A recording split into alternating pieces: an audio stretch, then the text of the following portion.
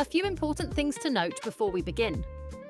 Not all of the printers that use the item are listed on the box. If you're unsure whether you've ordered the right item, let us know, we're happy to help. Always take precautions when handling your consumables in order to protect surfaces.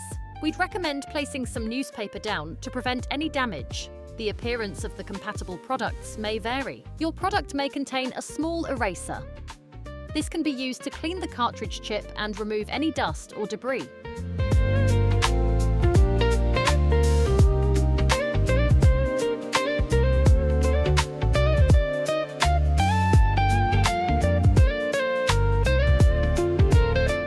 Remove the clip from the cartridge, then remove the pull tab. This is the print head, where the ink will come from. This is the cartridge chip.